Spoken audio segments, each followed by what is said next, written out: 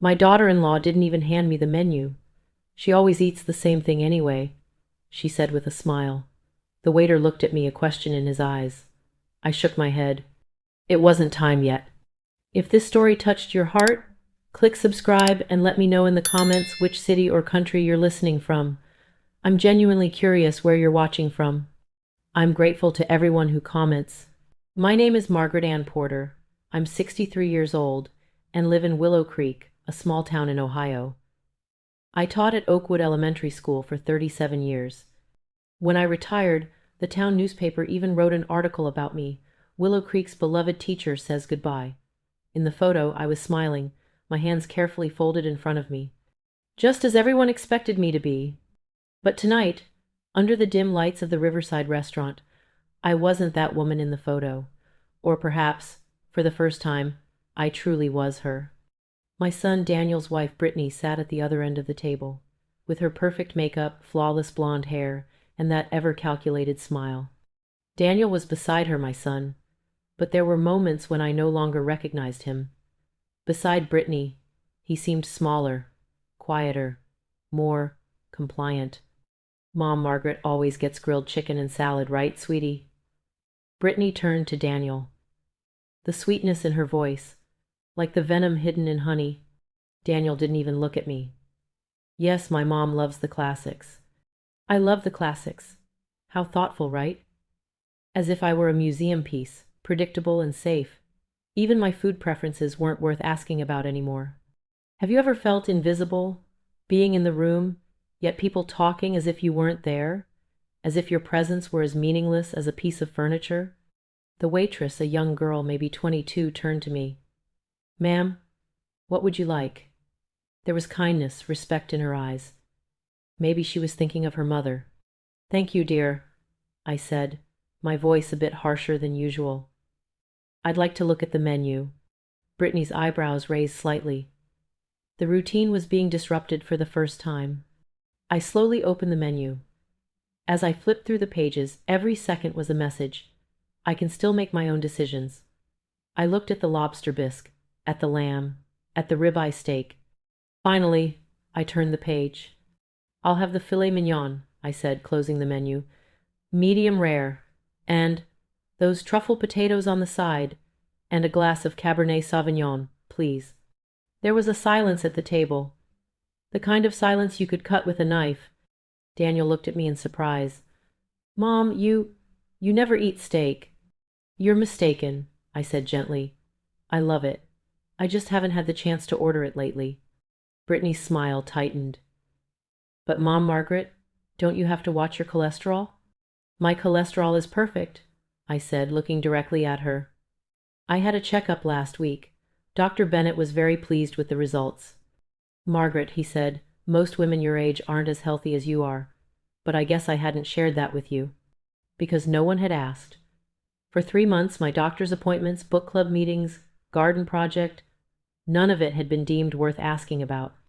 The waiter took the order and left. Brittany quickly changed the subject, starting to talk to Daniel about their new car. But I could feel her eyes on me. She was calculating, analyzing. Good, because I was too. It all started 6 months ago, Daniel and Brittany's 3rd wedding anniversary. They had invited me to dinner to that new, trendy Italian restaurant downtown. I was excited. Spending time with my son and daughter-in-law. A family evening. When I arrived at the dinner, it wasn't just the 3 of us. Brittany's mother, Carol, her father, Richard, her sister, Amber, and her husband, Todd, were there too. A big family dinner. There was no problem with that, of course. But notice the seating arrangement. Daniel and Brittany were in the middle of the table, Carol and Richard to their right, Amber and Todd to their left. Me? I was seated at the very end of the table, in the corner, right where the waiter kept bumping into me, squeezed next to the serving cart. Throughout the meal, Brittany's family laughed, talked, shared memories. Me, I was there, physically. But the conversations passed me by, went over my head, circled around me, but never included me. Do you remember, Brittany, that vacation when you and Amber? Carol began. Oh yes, we went fishing with my dad, Richard interjected. Daniel laughed at Brittany's family stories. as if he were part of that family, as if he had forgotten that I, his own mother, was there. At one point, Carol turned to me. "Margaret, did you ever go on those kinds of vacations?" "Yes," I said. "When Daniel was little, we also—" "Mom, things were very different back then," Daniel interjected, smiling but his voice sharp.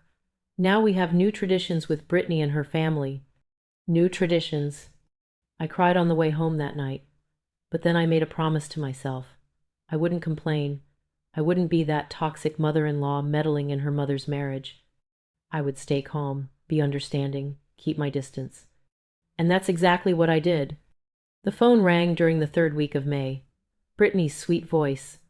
"Mom, Margaret, I have a favor to ask of you." "Of course, dear. What happened?" "You know, Daniel has a conference in Seattle. I'm going with him, a little romantic getaway." She laughed, that ringing, calculated laugh of hers. "The house will be empty for a week. Could you look after it? Collect the mail, water the plants, that sort of thing?" "Of course," I said. "What could it be? Helping my son's house." "You're wonderful. And we have a surprise for you. We bought a nice bottle of wine. A thank you gift." When they came, yes, they had come to visit me at my home. How thoughtful, they really did bring wine. It looked expensive. As Daniel handed me the keys, he said, "Mom, you're incredible. We trust you so much." "We trust you." That word echoed in my head. Trust. But something bothered me. The sparkle in Brittany's eyes. Daniel's overly friendly manner. It was as if they were playing a game, but I didn't know the rules. The first day was ordinary. I went to their house, collected the mail, watered the plants. The second day was the same, but the third day, I saw the laptop. It was in the living room, on the coffee table. It was open. The screen was glowing, awakened from sleep mode. And there, on the screen, a folder was open. Home security footage, May 2025. My heart raced. Cameras. There were security cameras in the house, but they hadn't told me. Or rather, they had forgotten to tell me. I moved the mouse. The folder opened. Files, dated May 15, May 16, May 17. With trembling hands, I opened the first file, and I saw myself. I was entering the living room, watering the plants, drinking water in the kitchen, every movement, every moment recorded. Then the second file. This was Brittany's voice. The recording was from the evening before we left for Seattle. "Daniel, we left the cameras on, didn't we?" "Yes. Don't worry." "Perfect." A moment of silence, then Brittany's laughter. "This is going to be really interesting. Let's see what perfect Anne Margaret does when she thinks no one is watching." "Brittany, this is a bit." "What?" "We're just protecting our home. Besides, I told you, mothers act completely differently when their children are away. Even my mother was like that. There's always something hidden behind those polite manners." Daniel's voice. "I don't think my mother—" "Daniel, sweetheart, I trust you, but I want peace of mind too. Just 1 week. Then we'll delete everything. No one will ever know." The file ended there. I sat there at the laptop. My hands were shaking. Something had settled in my stomach, cold and heavy. This wasn't trust. This was a test. They were testing me, as if I were— what? A thief? Someone who would rummage through their house, steal their belongings? Or maybe worse, they wanted to make me the subject of a drama. Daniel's mother did this, did that. A card they could hold over me forever. What would you have done? Would you have gotten angry and left immediately? Would you have taken the phone and called your son to demand answers? I didn't do any of those things. Because at that moment I realized something. Brittany was right. People show their true colors when they think no one is watching. And I would show mine too. But my true face wouldn't be what they expected. I shut down the laptop. I walked around the house, carefully inspecting every room. Where were the cameras? In the living room, on top of the bookcase, a small device. It looked like a smoke detector, but it wasn't. In the kitchen, another one, on top of the refrigerator. I didn't look in the bedroom. I respected that privacy. But in the guest room, opposite the desk, there was a digital clock. Very modern, very stylish. And the lens was hidden behind a small hole. 3 cameras. Maybe more. My first impulse was to cover the cameras. But no, I could do better. For the next 4 days, I was the perfect guest in the house. I watered the plants. I collected the mail regularly. I left the kitchen spotless. I smiled at the cameras, pretending not to notice them. And every evening, when I returned home, I made my plan. I made lists in my notebook. Names of Daniel and Brittany's mutual friends, Brittany's co-workers, their social circles. Then I started talking to people in town, my former students, neighbors, book club friends. Sarah, you're still a real estate agent, right? Great. You know, I like to keep up with the real estate market too. Tom, your son works at Daniel's company, right? Interesting. Has Daniel mentioned any projects at work lately? Linda, your daughter goes to the same gym as Brittany, right? Wow, what a small world. Gathering information, you know, is a skill. And after 37 years of teaching, I had become very good at talking to people, asking the right questions, and listening. I learned that Brittany's mother, Carol, wasn't very well liked among the townspeople. I learned that Daniel's company had recently undergone a major audit, and some of the financial records were questionable. I learned that Brittany posted about her perfect life on social media, but in reality, even her close friends thought she was insincere. And most importantly, I learned that being quiet and kind didn't mean being invisible. It was about being strong. A week later, Daniel and Brittany returned. They invited me to lunch, of course, to Riverside Restaurant. We want to thank you, Brittany had said on the phone. Now here I was, sitting at this table. My filet mignon order had been placed. A glass of wine was waiting for me. Brittany was still looking at me with her calculated smile. Anne Margaret, you are truly very kind. Seattle was wonderful, but it was so nice to come home and see that everything was perfect. You're welcome, dear, I said. It was my pleasure to do something for you. Daniel touched my arm. Mom, you're truly the best. The waiter brought my wine. I took the glass in my hand and sipped it. It was delicious, rich, deep, just the way I like it. Actually, I said, placing the glass on the table, I want to say something. Both of them turned to me. This week, I noticed there were cameras in your house. Brittany's face froze. Daniel's eyes widened. At first, I was a little surprised. I continued, my voice calm, almost conversational. But then I thought, of course young people need to protect their homes. Very smart. Mom, Daniel started, but I raised my hand. Listen, sweetie, I'm not finished speaking. I had their attention. People at nearby tables were listening too quietly but noticeably. You probably saw me on the cameras, I said, watering the plants, collecting the mail. But I learned something from those cameras. Brittany's voice cracked. What did you learn? People are their best selves when they know they're being watched, I said, but their true character comes out when they think no one is looking. A heavy silence fell over the table. And I said, looking directly at Brittany, would behave the same way even without the cameras, because character isn't a performance, it's who we are. Brittany swallowed. But I wonder, I continued, my voice still soft but sharp. Do you hold yourself to the same standard? What do you mean? Daniel's voice was nervous. What I mean is, I said, maybe we should all be more honest, with each other, with ourselves. My food arrived. It smelled delicious. I picked up my knife and fork and cut the first bite. One more thing, I said, with food in my mouth. That laptop is in the living room. You forgot to turn it off. I hope you didn't lose anything important. Brittany's face turned ashen, because she knew. That laptop didn't just have camera recordings. There were other files, too. Emails, messages, maybe a few inappropriate things. I didn't open them, but it was enough for them to know I could have. The fork in Brittany's hand fell to the floor. The clang of metal in the restaurant's silence was like a gunshot. The laptop, she whispered, her voice hoarse. Did you look at it? I took another bite of my steak, chewed, swallowed. Then I brought the napkin to my lips and wiped them gently. Every movement was deliberate, measured. "Brittany, dear," I said, catching her eyes, "I'm a woman who respects other people's privacy. In my 63 years of life, I've never looked at anyone's personal belongings." I saw her shoulders relax. "But," I continued, my voice softening, "accidents happen. Sometimes you click on something. A file opens. Sometimes a few words appear on the screen. Titles. Names." Daniel's face turned bright red. "Mom, this—" "Marcus Hendricks," I said quietly. Brittany's breath caught.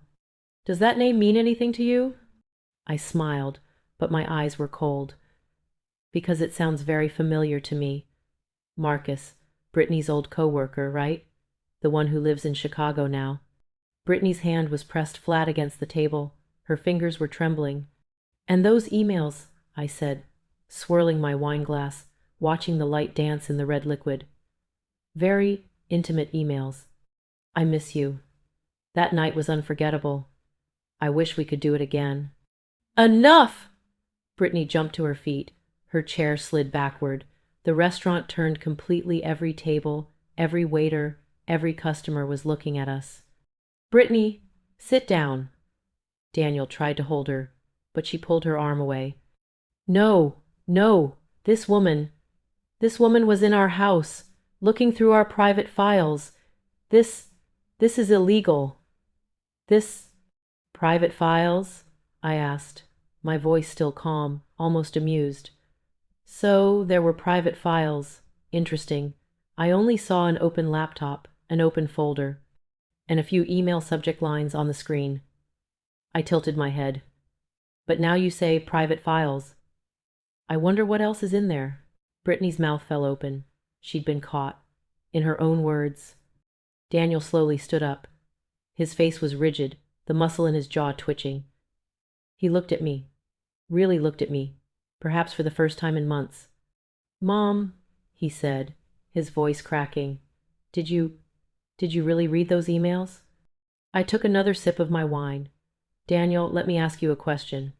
Do you want me to have read those emails or not?" I, he stammered. "Because," I said, setting the glass down on the table, "if I did read them, then I know your wife cheated on you.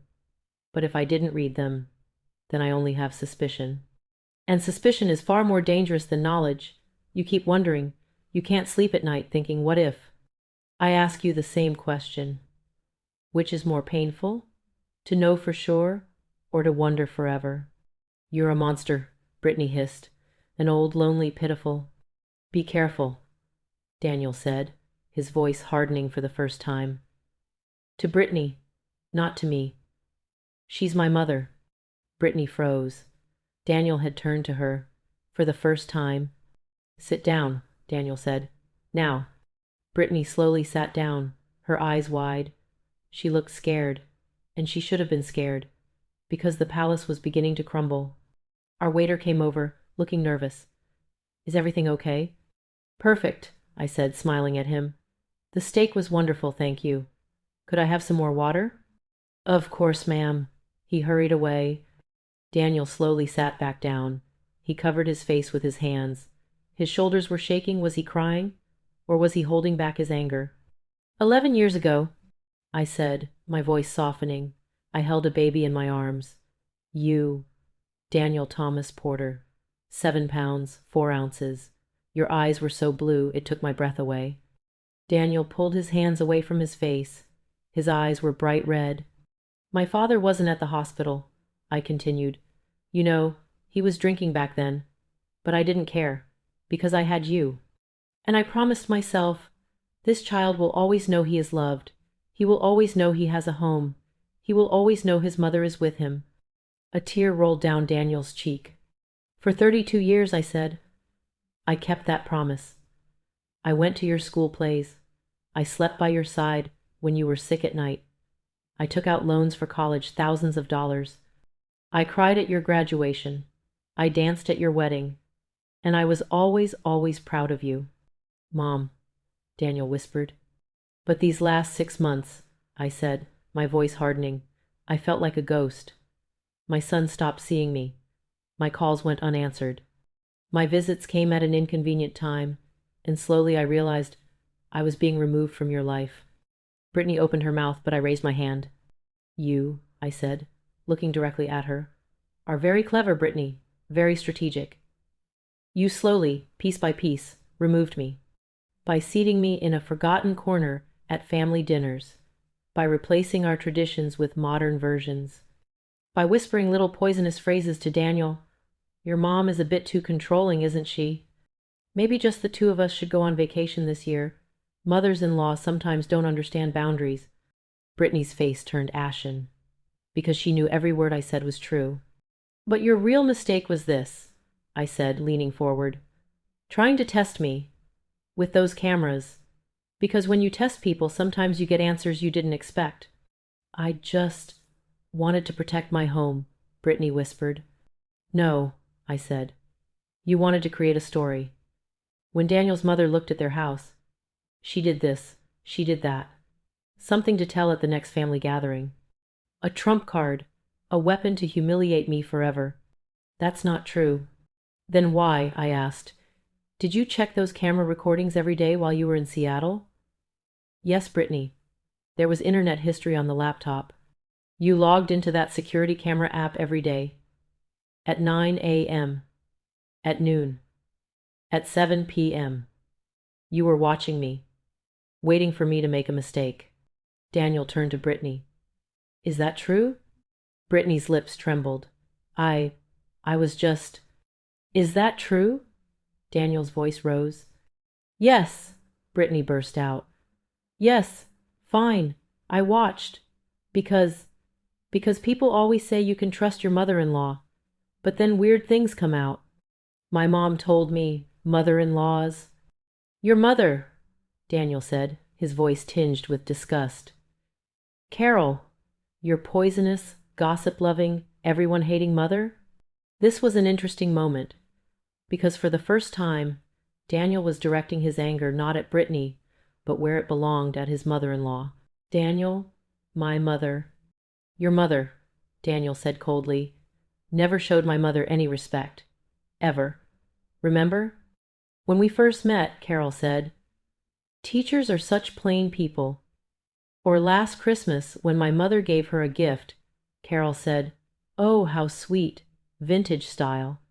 Vintage, Brittany. She called my mother's carefully chosen gift vintage. Brittany's eyes welled up.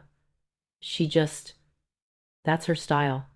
No, I said, interrupting. Her style is to belittle, to dismiss. And you, Brittany, you learned that style. Maybe you didn't even realize it. But slowly, you made me become vintage to your family too. Old model, outdated, worthless. Brittany started to cry. Her tears smudged her makeup, mascara running down her cheeks. And in that moment, behind the fake exterior, I saw a frightened woman. Perhaps afraid of becoming like her mother. Perhaps afraid of not being good enough. Perhaps afraid that the only thing she clung to, her husband, her perfect life, would slip away. But mercy, given too soon, becomes weakness. Daniel, I said, turning to him, I want to ask you a question. Be honest. Ask Mom, were you happy during these 6 months? He paused, swallowed. Yes. Really think about it, I said.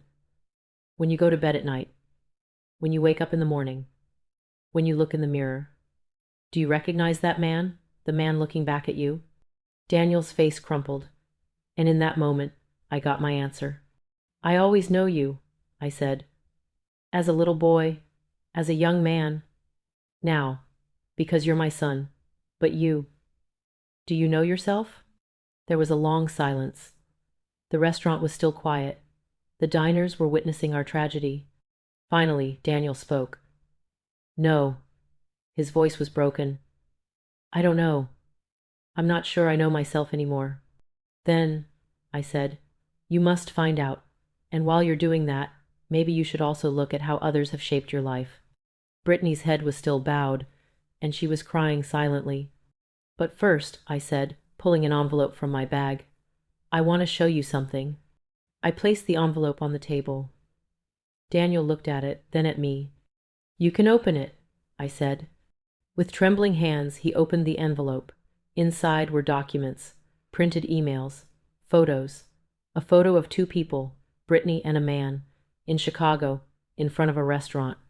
They were smiling, holding hands. Daniel's face went stone cold. "Marcus," he whispered. "In March," I said. "Brittany's weekend getaway with her girlfriends." "But she didn't have any girlfriends, did she, Brittany?" "Only Marcus." Brittany lifted her head, her eyes filled with horror. You followed me?" "No," I said. "But my friend Linda from the book club has a daughter who lives in Chicago. She happened to see you." Small world, isn't it? I was lying. Yes. But it was a strategic lie. Because now Brittany would be thinking, who else saw me? Who else knows? And Daniel. Daniel was reviewing the documents, reading the emails. Every word felt like a knife. "Are these emails real?" Daniel asked, his voice hollow, robotic. Brittany sobbed. "Daniel, he was nothing. Just an old friend." "Are these emails real?" Daniel shouted. The restaurant shook. A woman gasped. The waiters froze. "Yes," Brittany whispered. "But Daniel, I swear nothing happened. We were just—" "I miss you," Daniel read, his voice trembling. "That night was unforgettable. I wish you were here with me again. Daniel could never understand me the way you do." Each word was like a gunshot. "Daniel will never understand," Daniel repeated, lifting his head, his eyes filled with tears. "I'm your husband." "3 years ago," I said, "till death do us part." "You said it too, but in truth, you were already thinking of someone else." "No, Daniel, please." "How many times?" Daniel asked. "How many times did you meet him? How many lies did you tell?" Brittany couldn't answer. She just cried. Daniel slowly stood up. He placed the documents on the table. "It's over," he said. "Just 2 words." But 2 words that changed everything. "Daniel, no, please." Brittany hugged him, but he gently pulled his hands away. "I loved you," Daniel said. "I truly did. But you never loved me. You only loved the version of me you wanted." He turned to me. There was a sadness in his eyes, but also a clarity, an awakening. "Mom," he said, "I hurt you so much." "Yes," I said, "you did. Can you forgive me?" I ask you this question. Does a mother always forgive her son? Or is forgiveness sometimes an endorsement of the pain? "Daniel," I said, standing up, "I will always love you. But forgiveness isn't just given, it's earned. And that takes time." Daniel nodded. He understood. Brittany was still crying, sitting there at the table, like a fallen empire. I grabbed my bag. I left the money for my meal on the table, tip included.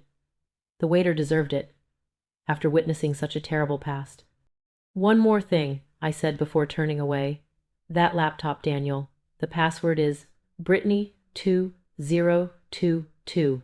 There are other files inside, financial documents, strange accounts. You might want to look into them." Daniel's eyes widened, because now he understood. This was more than just a relationship crisis. I walked toward the restaurant exit. Every step was me reclaiming my freedom, every breath, fresh air. When I reached the door, I heard a voice. "Mrs. Porter!" I turned. The young waitress, that polite girl, was running toward me. "I wanted to hear you," she said, out of breath. I overheard. "I'm sorry, but I heard. And I just wanted to say, you did the right thing. You're incredible." I smiled. "Thank you, dear. What's your name?" "Emma." "Emma," I said, shaking her hand. "One day, maybe 20 or 30 years from now, someone will try to belittle you. They'll try to make you invisible. When that happens, remember today, and remind yourself, being quiet doesn't mean you're weak. Sometimes the strongest weapon is patience." Emma's eyes filled with tears. "I will remember." I stepped outside. The sun was setting. The sky was orange and pink. The air was cool and clean. And for the first time in 6 months I could breathe. The next morning, the doorbell rang early. It was Daniel. His eyes were bloodshot, sleepless. He had a suitcase in his hand. "Mom," he said, "can I come?" "Just for a few days.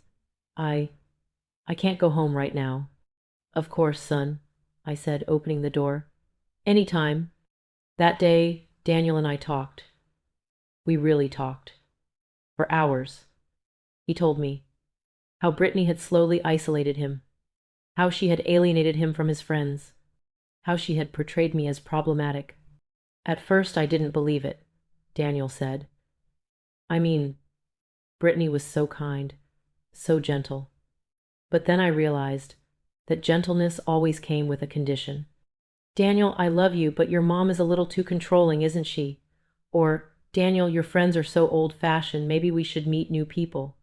Gaslighting," I said. "She was slowly pulling you away from your own reality and into hers." "Yes," Daniel said, burying his face in his hands. "And I let it happen. I hate myself." "No," I said, taking his hand. "Don't hate yourself. Learn. Because life isn't about making mistakes. It's about learning from them." That afternoon, Daniel opened his laptop. We looked at it together, those financial documents, and what we found was shocking. Brittany was transferring money from Daniel's bank accounts. Small amounts, but regularly. $500 here, $800 there each month. Total? About $30,000 over 3 years. "Where is this account going?" I asked.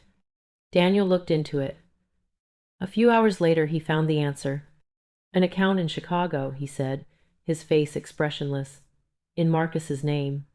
I felt sick to my stomach. Was that money going to him? Apparently, yes. Brittany was investing in him. Marcus has a startup, or had one, and Brittany was financing it with my money. Here, I had to make a decision. What should I tell Daniel? "Go to the police," I said. "This is fraud. Theft." "But she's my wife." "No," I said firmly. "She's not your wife. Not yet, and soon she won't be. And she committed a crime. If you don't report this, she won't pay the money back. And maybe she'll do the same thing to the next person." Daniel remained silent for a long time. Then he shook his head. "You're right. I'll go to the police." The following weeks were chaotic. Daniel filed for divorce. The police launched an investigation. Brittany was arrested, charged with fraud and embezzlement. Carol, Brittany's mother, tried to call me. She left messages. "Margaret, this is all your fault. You knowingly ruined my daughter." I didn't answer her calls, because Carol's daughter ruined herself. I just brought the truth to light. Marcus was also placed under investigation. The startup turned out to be fake. It was just a money laundering scheme. Brittany and Marcus were making illegal investments using Daniel's money. But the story didn't end there. 2 months later, there was a knock on my door again. This time, it was Emma, the young waitress. "Mrs. Porter," she said excitedly. "I found you. I hope I'm not disturbing you." "No, dear. Come in." Emma sat down, her hands clasped together. "I've been thinking about you ever since that day. And something happened. At work. My manager was harassing me. I didn't say anything because I needed the job. But then I remembered you. Being silent doesn't mean being weak. And I reported him." My eyes welled up. "You did the right thing, Emma. And I didn't get fired. They fired the manager. And the restaurant owner made me assistant manager. A promotion." She laughed, tears of joy streaming down her face. I hugged her. Because here, in this moment, was the real impact. Not just changing my own life, but changing others' lives too. Today, I'm helping Daniel move into his new home. It's small but bright. Not that big house he shared with Brittany, but more real. "Mom," Daniel says, opening boxes, "I know this year was really hard, but I'm grateful for what you did that night. If you hadn't exposed those truths, I'd still be drowning in that marriage. You're strong," I say. "You got through it. Because of you." I shake my head. No, Daniel. Because of you. I just showed you the way. You were the one who walked it. That evening, Daniel and I are sitting on his small balcony. The sun is setting. We have wine glasses, really good wine this time, not the cheap stuff. So, Mom, Daniel says, smiling, what's your next plan? No more staying quiet. No more being invisible. What will you do now? I smile. I don't know. Maybe new hobbies. Maybe travel. Maybe just living. You're right, he says. You were always visible. People just weren't looking. And there, in that sentence, it's all there. I was always strong, just quietly. Maybe that was the real strength, knowing patience, knowing timing, and most importantly, knowing yourself. Margaret's story ends here. But what about your story? Have you ever felt invisible? Has someone belittled you, ignored you, seen you as worthless? Then remember, silence is not weakness.